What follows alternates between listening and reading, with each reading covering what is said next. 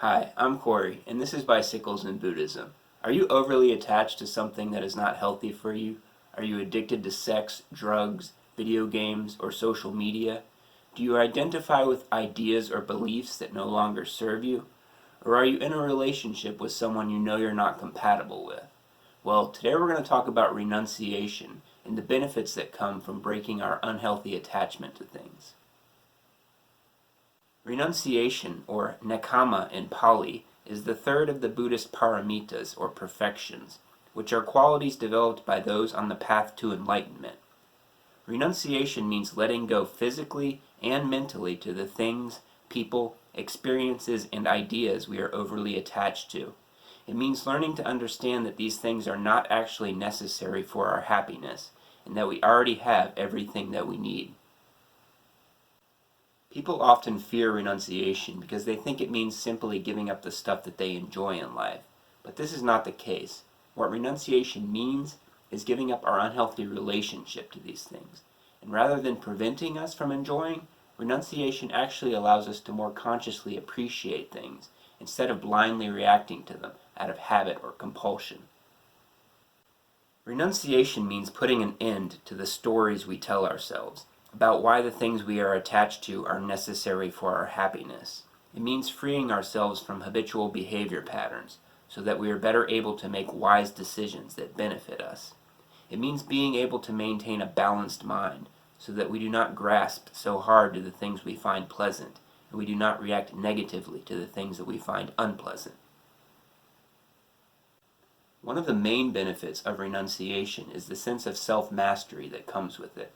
Renunciation allows us not to be a slave to our desires and emotions, and to more consciously choose how we live. And this gives us the freedom to do other things in life, like pursue self-actualization, improve ourselves, and realize our potential. Renunciation allows us to live better lives by abandoning the things that are unhealthy for us. If we give up drugs, alcohol, or junk food, for example, this will benefit us physically. If we give up excessive social media use, an unsupportive partner, or our identification with an idea or belief that doesn't serve us, this will benefit us mentally. And letting go of our attachment to wealth and material possessions allows us to be less greedy and better able to help others.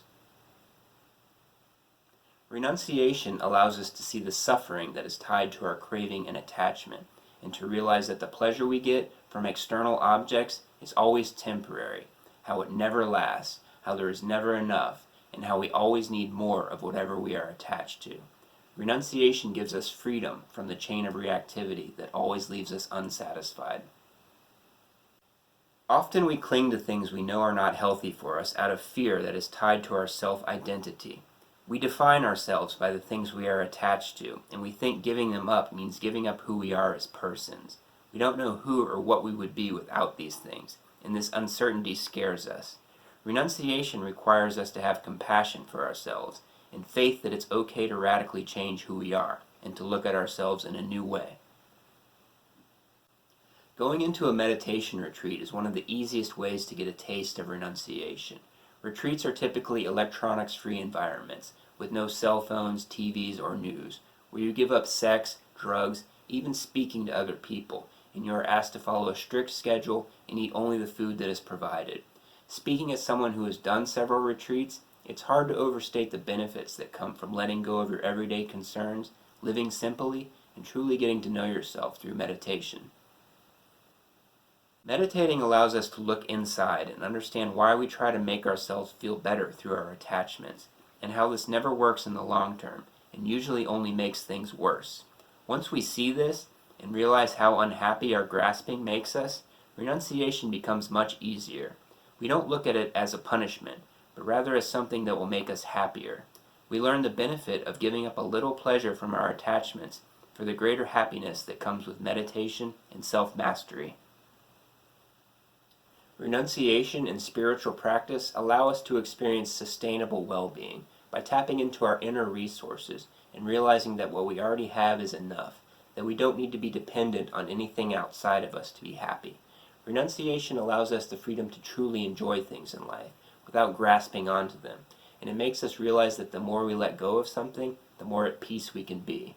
Thanks for watching. If you enjoyed this video, please give a thumbs up, share, and subscribe for more. I'll see you next time.